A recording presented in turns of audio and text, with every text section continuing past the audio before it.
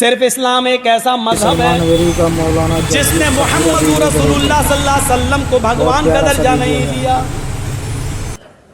آنے والے اس نبی کے بارے میں اللہ تعالیٰ نے فرمایا کہ اے دنیا کے مسلمانوں، اللہ میں ہی ہوں، تمہارے درمیان ہم جو رسول بھیجے ہیں، جو پیغمبر بھیجے ہیں، وہ بھگوان نہیں ہے، ہم نے ان کو اپنے نور سے بھی پیدا نہیں کیا ہے۔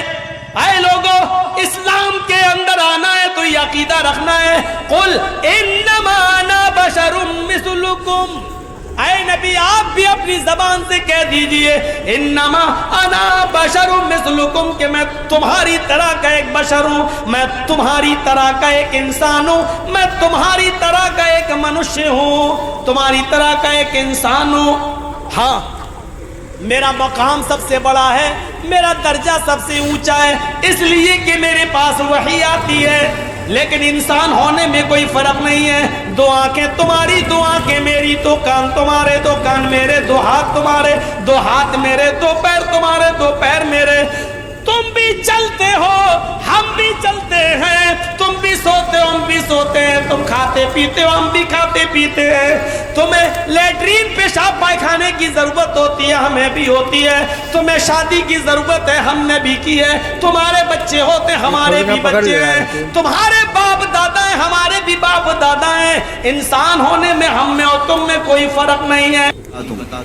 کہ یہاں پر اللہ کے رسول صلی اللہ تعالیٰ علیہ وسلم کو بشر کہنے کا حکم ہوا۔ آپ فرما دیں لوگوں سے کہ میں بھی بشر ہوں۔ بشر کا مطلب ہوتا ہے انسان، میں بھی بشر ہوں، آپ بھی بشر ہیں، حضور صلی اللہ تعالیٰ علیہ وسلم بھی بشر ہیں۔ لیکن اس میں کچھ لوگ دھوکہ کھا گئے، رسول کو کہنے کا حکم ہوا ہے، وہ بھی بشر ہیں تو ہم بھی کہیں گے رسول ہماری طرح بشر ہیں۔ میرے عزیز، تجھے یہ پوری تفصیل سمجھنی ہوگی کہ اللہ نے کیوں فرمایا رسول کو اپنی طرح بشر، رسول کو کیوں حکم ہوا کہ آپ کہہ دیں بشر ہیں۔ وجہ یہ تھی کہ اس زمانے میں دو قومیں تو بگڑی تھیں، ایک یہودی اور دوسرے عیسائی، ان کے پاس اللہ کی کتابیں تھیں، اللہ کی کتابیں تھیں، یہودیوں کے پاس تورات بھی تھی، انجیل بھی تھی، عیسائیوں کے پاس انجیل تھی، نبی بھی آئے ان کے پاس۔ لیکن یہ قومیں کیسے بگڑی؟ اپنے اپنے زمانے کے نبیوں میں جب انہوں نے حیرت انگیز معجزات دیکھے تو غلو کر گئے۔ غلو کا مطلب ہوتا ہے اور کر دینا کسی کے مرتبے کو بڑھا کر کے۔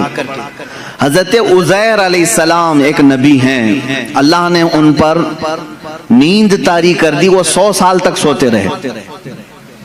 قرآن پاک میں اللہ نے اس کا تذکرہ بیان فرمایا ہے، 3 پارے میں، سورہ بقرہ ہی میں ہے۔ 100 سال تک ایک ہی مقام پر سوتے رہے، پھر 100 سال کے بعد مولا نے دوبارہ انہیں اٹھایا اور وہ اپنی قوم کے پاس آئے۔ ان کے بچے ان سے بڑی عمر کے ہو چکے تھے، یہ غالباً 33 یا 35 سال کی عمر میں گئے تھے، واپس جب اٹھائے گئے 100 سال کے بعد تو ان کی جو عمر تھی وہی تھی، لیکن جو قوم کی عمر تھی وہ 100 سال آگے جا چکی تھی۔ اب اس معجزے کو دیکھ کر کے کئی لوگ ششدر رہ گئے، کیا کوئی 100 سال کے بعد دوبارہ اٹھ سکتا ہے؟ کوئی موت کے بعد دوبارہ آ سکتا ہے؟ تو ان لوگوں نے کیا کہنا شروع کیا، ایسا حیرت انگیز کام ہم نے آج تک دیکھا نہیں تھا، اگر عزیر کے ساتھ ایسا ہوتا ہے تو یہ اللہ کا بیٹا ضرور ہوگا۔ وقالت الیہود عزیر ابن اللہ، تو یہودیوں نے کہا عزیر اللہ کا بیٹا ہے، تو انہوں نے کہاں تک بڑھا دیا، اللہ کا بیٹا کہہ دیا۔ اب ادھر آئیں عیسیٰ علیہ السلام۔ عیسیٰ علیہ السلام دنیا میں وہ تنہا شخص ہیں جو بغیر باپ کے پیدا کیے گئے۔ آدم علیہ السلام کے بعد، آدم علیہ السلام کو تو اللہ تعالیٰ نے بغیر باپ بغیر ماں کے پیدا کیا، لیکن عیسیٰ علیہ السلام صرف اور صرف حضرت بی بی مریم سے پیدا کیے گئے، اور حضرت مریم کو کسی نے چھوا تک نہیں، وہ اتنی پاکیزہ تھیں۔ جبرائیل امین علیہ السلام نے پھونک ماری اور وہ حملہ ہو گئی، اس حمل سے حضرت عیسیٰ علیہ السلام پیدا ہوئے، اور عیسیٰ علیہ السلام کا لقب بھی ہے روح اللہ۔ اب عیسیٰ علیہ الصلوۃ والتسلیم کے کچھ معجزے بھی تھے. وہ مٹی کے پرند بناتے تھے, مٹی کے کیچڑ اس میں پھونک مارتے تو پرندے زندہ ہو کر اڑتے تھے. یہ قرآن پاک میں ہے. جب عیسائیوں نے یہ تمام حیرت انگیز معاملات دیکھے نبی سے تو کہہ بیٹھے عیسیٰ اللہ کا بیٹا ہے. کیا کہا؟ عیسیٰ اللہ کا بیٹا ہے. معاذ اللہ رب العالمین. وقالت النصارى المسیح ابن اللہ. نصارہ نے کہا عیسیٰ علیہ السلام اللہ کے بیٹے ہیں. پتہ یہ چلا کہ جب نبی سے کوئی حیرت انگیز کام قوم دیکھتی ہے تو خدا تک پہنچا دیتی ہے. عزیر علیہ السلام 100 سال کے بعد دوبارہ اٹھے تو قوم نے کہہ دیا اللہ کا بیٹا ہے. عیسیٰ علیہ السلام بغیر باپ کے پیدا کیے گئے اور مٹی کے پرندوں میں پھونک مارتے تو اڑنے لگتے تو عیسائیوں نے کہہ دیا وہ اللہ کے بیٹے ہیں. اب ادھر مکہ مکرمہ میں جو جلوہ رسول دیکھا ہے, رسول کریم صلی اللہ تعالی علیہ وسلم کے ایک آدھ حیرت انگیز کام نہیں ہے, ہر دن ایک معجزے کا صدور ہے. کبھی یہ رسول انگلی اٹھا کر کے اشارہ کریں چاند پھٹ جائے, کبھی وہ بے زبان جانوروں سے کلام کریں درخت اکھڑ کر ان کی بارگاہ میں آ جائے. تو یہ حیرت انگیز کام جو رسول پاک کے ساتھ ہو رہے تھے تو اب عرب کے لوگ پچھلی قوموں کی طرح بگڑ نہ جائیں اور رسول کو یہ نہ کہہ دیں کہ یہ خدا اتر پڑا ہے. اللہ نے فرمایا رسول آپ کہہ دیں کہ میں بشر ہوں. اللہ نے کیوں فرمایا قل انما انا بشر مثلکم. اے حبیب آپ فرما دے میں بشر ہی ہوں کہ تم دھوکہ نہ کھا جانا, مجھے خدا مت سمجھ لینا.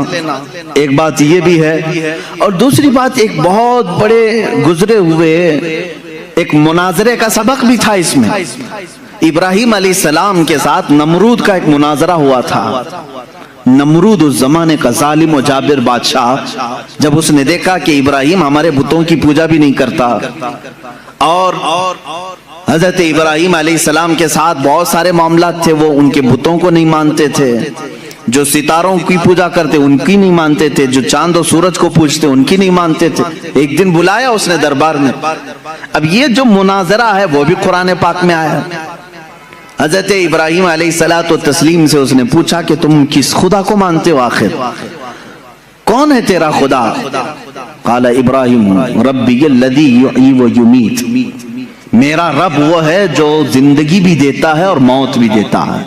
کون کہا؟ ابراہیم علیہ السلام. تو جھٹ سے اس پاگل نے کہا قال انا احیی و امیت. میں بھی لوگوں کو زندگی دیتا ہوں موت دیتا ہوں, میرے پاس بھی یہ کنٹرول ہے, تو مجھے خدا مان لے. ابراہیم علیہ السلام نے پوچھا وہ کیسے؟ اس نے اپنے جیل میں سے 2 قیدی نکالے. ایک کو آزاد ہونا تھا, ایک کو پھانسی کی سزا ہونی تھی. تو اس نے کہا دیکھو یہ آزاد ہونے والا ہے اور یہ پھانسی پہ چڑھنے والا ہے, لیکن جو مرنے والا تھا اس کو آزاد کر دیا, کہا کہ میں نے اس کو زندگی بخش دی. اور جو آزاد ہونے والا تھا اس کا گلا کاٹ دیا, کہا میں اس کو مار دیا. موت و حیات میں بھی دے سکتا ہوں. ابراہیم علیہ السلام نے کہا یہ نرا جاہل ہے. موت و حیات کا مطلب اس نے یہ سمجھ لیا. اب ابراہیم علیہ السلام نے اتنا زبردست چیلنج پیش کیا جو قرآن میں ہے. قال ابراہیم فإن اللہ یأتی بالشمس من المشرق فأتی بها من المغرب. اب ابراہیم علیہ السلام نے سیکنڈ جو چیلنج دیا, فرماتے ہیں ابراہیم علیہ السلام میں اس خدا کی عبادت کرتا ہوں, میرا اللہ وہ ہے جو سورج کو مشرق سے نکالتا ہے, سورج کو پورب سے ایسٹ سے نکالتا ہے. فأتی بها من المغرب. اگر تو خدا ہے تو اس کو مغرب سے نکال کے دکھا, یعنی ویسٹ سے ایک بار نکال. چیلنج تو دیکھ رہے ہیں آپ. حضرت ابراہیم علیہ السلام نے نہیں کہا کہ جیسے میرا خدا روز پورب سے سورج نکالتا ہے کل تو نکال, تو کل سورج نکلتا تو وہ یہی کہتا آج میں نے نکالا ہے. آج جو سورج نکلا ہے ایسٹ سے, پورب سے, مشرق سے, وہ میں نے ہی نکالا. ابراہیم علیہ السلام نے اپوزٹ چیلنج دیا کہ خدا جب مشرق سے نکال سکتا ہے تو خدا مغرب سے نکالنے پر بھی قادر ہے, سورج اس کے کنٹرول میں ہے. تو اگر خدا ہے تو سورج مغرب سے نکال کے دکھا, جہاں سورج جا کے ڈوبتا ہے وہاں سے تو ایک دن سورج نکال کے دکھا. قرآن کہتا فَبُهِتَ الَّذِي كَفَرَ. یہ کافر وہاں مبہوت ہو گیا, لاجواب ہو گیا, ختم ہو گیا مناظرہ. یہ کب ہوا؟ ابراہیم علیہ السلام کے زمانے میں. ہاں اب اس مناظرے میں جیت اور فتح کس کی ہوئی؟ ابراہیم علیہ السلام. کس کی ہوئی؟ اس چیلنج کا جواب وہ نہیں دے سکا، لیکن اس مناظرے سے ایک سبق یہ نکلا، ایک نتیجہ یہ نکلا. ابراہیم علیہ السلام نے چیلنج یہ دیا تھا کہ جو خدا ہوگا وہ مغرب سے سورج نکالے گا. جو خدا ہوگا وہ مغرب سے سورج نکالے گا. یہ اس زمانے کو 2000 سال بیت گئے، اور جب مدینہ طیبہ کے قریب میں مولا علی کرم اللہ وجہہ الکریم کے لیے نماز عصر قضا ہو رہی تھی، محمد عربی صلی اللہ تعالی علیہ وسلم نے ڈوبے ہوئے سورج کو کہاں سے پلٹایا؟ مغرب سے نکالا. سورج ڈوب چکا تھا، سورج کو واپس اشارے سے پلٹایا. اب یہاں پر وہ والا مناظرہ پھر سے تازہ ہو گیا. ابراہیم علیہ السلام نے تو چیلنج دیا تھا نمرود کو کہ اگر تو خدا ہے تو سورج کو مغرب سے نکال. نمرود تو نہیں نکال کے دکھا سکا، لیکن محمد رسول اللہ صلی اللہ علیہ وسلم نکال کر دکھا دیے ہیں. تو اب کسی کا عقیدہ یہ نہ بگڑے. ابراہیم علیہ السلام نے کہا تھا جو سورج مغرب سے نکالے گا وہ خدا ہوگا. اللہ نے آیت نازل فرمائی، قل انما انا بشر مثلکم. اے رسول آپ فرما دیں یہ دھوکے میں نہ آئے، میں تمہاری طرح بشر ہی ہوں. لیکن میرے عزیزوں ساتھ میں اتنا یاد رکھنا، عام بشر نہیں، وہ نوری بشر ہیں. اللہ رب العزت کی ان پر خصوصی عنایات ہیں. میں مانتا ہوں اے عقل والو میرا محمد خدا نہیں ہے، مگر دلوں میں یہ نقش کر لو کہ وہ خدا سے جدا نہیں ہے. یہ ہمارا عقیدہ ہے. اب یہ نور و بشر کے جو معاملات ہیں یہاں پر کچھ لوگ کنفیوژن پیش کرتے ہیں، ہے نہیں کچھ، لیکن مجھے ضرورت اس بات کی ہے کہ سنیوں کو ان عقائد اور ان معمولات اہل سنت کو میں واضح طریقے سے بیان کر کے بتاؤں. میرے عزیزو، رسول کریم صلی اللہ تعالی علیہ وسلم کو اگر کسی نے خالص نور ہی کہا اور بشر نہیں کہا وہ بھی گمراہ ہے.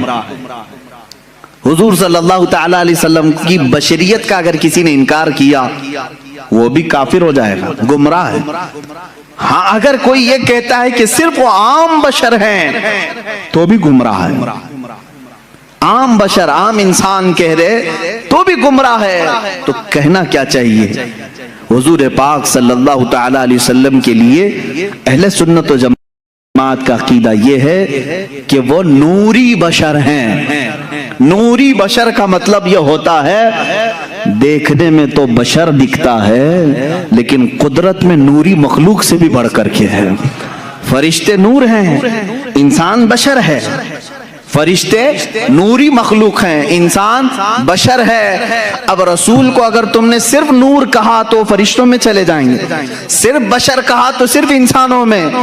رسول ملائکہ کا بھی رسول ہے، انسانوں کا بھی رسول ہے. اس لیے تمہیں یہ کہنا پڑے گا کہ وہ نبی نور والے بھی ہیں اور بشریت بھی ان کے اندر ہے. ہمارا عقیدہ یہی ہے کہ وہ نوری بشر ہیں. کیا ہیں؟ نوری بشر ہیں. میرے عزیزو، اب جن لوگوں نے یہ کہا کہ رسول ہماری ہی طرح ہیں تو یہ تو عقل میں نہیں آتی بات، عقل میں نہیں آتی. میں کسی سادے سے مسلمان کو بھی اٹھا کر کے پوچھوں گا وہ توبہ توبہ کرے گا، کیسی بات کر رہے ہو، رسول ہماری طرح ہو سکتے ہیں؟ علماء کی بات تو چھوڑو، میں عام سے بندے کو بھی پوچھوں گا کیا تم اس بات کا عقیدہ رکھتے ہو کہ رسول ہماری طرح تھے؟ کوئی کہہ سکتا ہے؟ ہرگز نہیں. ہاں اس طرح کا کن لوگوں نے کہا تھا؟ دو ہی شخصیات ہیں جن کا قرآن میں ذکر ہے جنہوں نے رسول کو اپنی طرح کہا تھا. ایک ابلیس لعین ہے، شیطان مردود ہے، اور دوسرے وہ کفار و مشرکین ہے جو نبیوں کو کہتے تھے، قرآن میں ہے کہ یہ کیسے رسول ہیں، بازاروں میں کھاتے پیتے ہیں، ہماری طرح بازار کرتے ہیں، اٹھتے بیٹھتے ہیں، یہ کیسے رسول ہیں، یہ تو ہماری طرح ہے. تو کافروں نے رسول کو اپنی طرح کہا تھا یا پھر دوسرا کون؟ شیطان نے کہا تھا. اب اگر کوئی بھی کہہ رہا ہو انہی دو کیٹیگری میں سے ہوگا، انہی دو کیٹیگری میں سے، یا تو شیطان کے یہ اولاد میں سے ہوں گے، وارثین میں سے ہوں گے، جانشین ہوں گے، یا سجادہ نشین ہوں گے، یا تو پھر کفار و مشرکین کے دلال ہوں گے، ایجنٹ ہوں گے. قرآن میں دو ہی لوگوں کا ذکر ہے. کہ نبی کو اپنی طرح کہنے والے کفار و مشرکین تھے اور ابلیس لعین. شیطان نے کیا کہا تھا جب آدم علیہ السلام کو پیدا کیا گیا؟ اس نے کہا تھا مجھے تو آگ سے بنایا گیا, ان کو مٹی سے, کیسے یہ برابر ہو سکتا ہے, میں سجدہ کروں یہ نہیں ہو سکتا. بلکہ اس نے برابر کیا, اپنے آپ کو ان سے بھی بڑا سمجھا.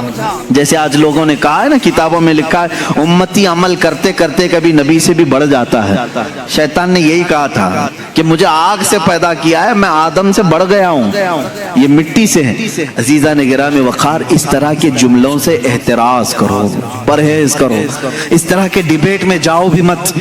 تم رسول کریم صلی اللہ تعالی علیہ وسلم کی حیات طیبہ میں آج نہیں ہو, ان کی ظاہری زندگی میں نہیں ہو کہ تم ان کے بارے میں فیصلے لیتے رہو گے کہ وہ صرف نور تھے, کہ صرف بشر تھے, عام بشر تھے یا کیا تھے.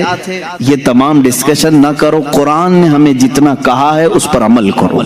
قرآن نے ہمیں یہ کہا وہ بشر تو ہے لیکن عام بشر نہیں, عام بشر نہیں. یہاں کوئی بھی یہ نہ کہے. ایک صاحب نے کہا تھا کیا رسول کے دو کان نہیں تھے, رسول کی دو آنکھیں نہیں تھی, رسول کی ایک ناک نہیں تھی, رسول کے دو پاؤں دو ہاتھ نہیں تھے, پھر آپ الگ کیوں کہتے ہیں؟ ایک صاحب نے یہ بھی ایسے ہی مار دیا انہوں نے برابری کے لیے. جب ان پر سخت گرفت کی جانے لگی تو کہے وہ بھی تو انسان ہی تھے نا, ان کی دو آنکھیں تھی, دو کان تھے.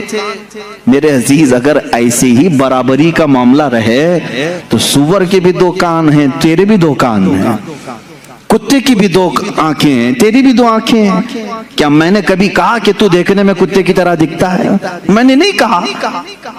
برابری کے یہ اصول نہیں ہوتے. دو کان ہونا برابری کی ضرورت معیار نہیں ہے, دو آنکھ ہو جانا یہ برابری کا معیار نہیں ہے. ذرا تم اپنے گریبان میں جھانک کر کے دیکھو, جو رسول کو اپنی طرح بشر کہے, کیا زندگی میں کبھی تمہارے پاس جبرائیل آیا ہے؟ کیا کبھی زندگی میں تمہارے پاس جبرائیل آیا ہے؟ برابری کہنے والے سے میرا سوال ہے, کیا زندگی میں کبھی تجھے معراج کا بلاوا آیا ہے؟ کیا زندگی میں کبھی تجھے انبیاء کی امامت کا شرف ملا ہے؟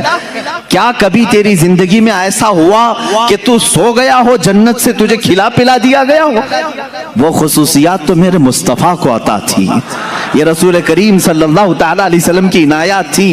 اللہ کے نبی صلی اللہ تعالی علیہ وسلم عید کی نماز پڑھانے کے لیے مدینے سے باہر تشریف لائے ہیں اور کھلے میدان میں نماز پڑھا رہے ہیں. صحابہ فرماتے ہیں جب تک میرے آقا صلی اللہ تعالی علیہ وسلم خطبہ دیتے رہے, نماز پڑھاتے رہے, آسمان کا ایک ٹکڑا ابر بن کر چھاؤں پیش کرتا رہا, سایہ بن کر کے سایہ افغن رہا. اور ہمیشہ میرے آقا صلی اللہ تعالی علیہ وسلم جب کبھی دھوپ میں چلتے تھے تو آسمان کا ایک ٹکڑا ساتھ ساتھ چلتا تھا. کیا تیرے بھی یہ خصوصیات ہیں؟ تجھے یہ خصوصیات دی گئی ہیں؟ اللہ کے نبی صلی اللہ تعالی علیہ وسلم کی ہر چیز کو پاک کہا گیا ہے, ان کے لباس کو پاک کہا گیا ہے, ان کے جسم سے ریلیٹڈ ہر چیز کو پاک کہا گیا ہے. کیا تیرے لیے یہ خصوصیات ہیں؟ میں نے اس سے قبل حضور پاک صلی اللہ تعالی علیہ وسلم کے معجزات کے بیان میں بھی عرض کیا تھا, ان کا لعاب پاک جس چیز پہ لگ جائے وہ شفا یاب ہو جائے, ان کا دست مبارکہ جسے لگ جائے وہ آگ میں نہ جھلے, وہ اپنا قدم ناز پتھر پر رکھیں تو وہ نقش اپنے سینے پر لے لے. یہ خصوصیات میرے مصطفیٰ کریم صلی اللہ علیہ وسلم کی ہیں. تو برابری کا دعویٰ کرنے والا ان میں سے کوئی ایک چیز لا سکتا ہے؟ جب نہیں ہو سکتا تو اس طرح کی اندھا دھند تیر اندازی بھی نہیں کرنی چاہیے. ادھر کی ادھر کی پھینکا پھینکی نہ کریں. دین کے معاملات میں امت کو ادب سکھایا جائے. تو ہم پوری زندگی عمل کر کے بھی کسی صحابی کے درجے کو نہیں پہنچ سکتے, رسول بہت دور کی بات ہے. اللہ کے نبی صلی اللہ تعالی علیہ وسلم کے متعلق یہ عقیدہ رکھیں کہ وہ نوری بشر ہیں. کیا ہیں؟ وہ نوری بشر ہیں.